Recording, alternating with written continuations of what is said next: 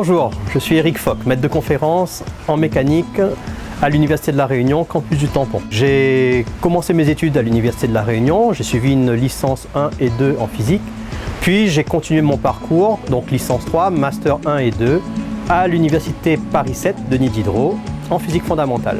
Je suis revenu faire une thèse en convention industrielle de formation par la recherche en entreprise entre l'Université de La Réunion et EDF. Donc suite à la thèse, j'ai travaillé notamment en qualité de chargé de mission sur les questions de la recherche et de l'innovation pour le Conseil régional de La Réunion. Donc j'avais en charge, donc je participais à l'élaboration et à l'évaluation des questions de recherche par la collectivité territoriale. Puis j'ai passé le concours et j'ai été recruté en 2012 en qualité de maître de conférence. La recherche, qu'est-ce que c'est? Ça fait partie des activités d'un enseignant-chercheur.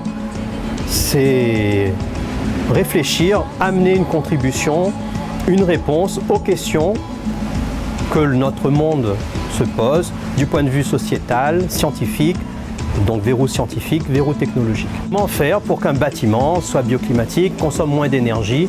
Pour moi, l'aspect et la manière dont j'aborde la recherche, c'est un aspect de modélisation. Comment est-ce que je vais faire pour modéliser, c'est-à-dire traduire par un modèle mathématique l'environnement qui nous entoure, les objets qui sont mes objets d'étude, tels qu'un bâtiment, un système, etc. Les qualités pour être chercheur, d'abord il faut être curieux et il faut en avoir envie. C'est un métier de passion, il n'y a pas de moment pour réfléchir. L'esprit va divaguer, il va réfléchir en continu aux questions de recherche.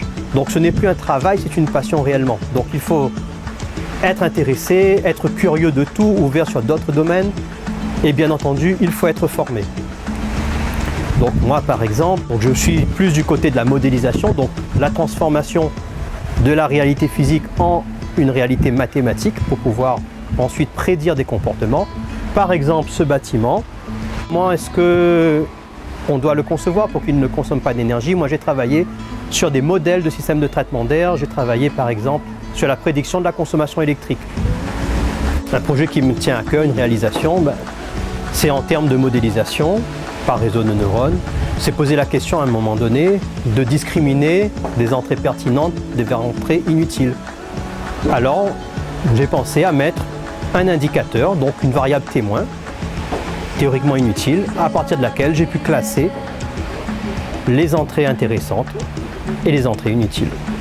Le métier d'enseignant-chercheur est un métier passionnant qui ouvre plein de perspectives et surtout la responsabilité et la chance de pouvoir transmettre quelque chose aux générations qui arrivent.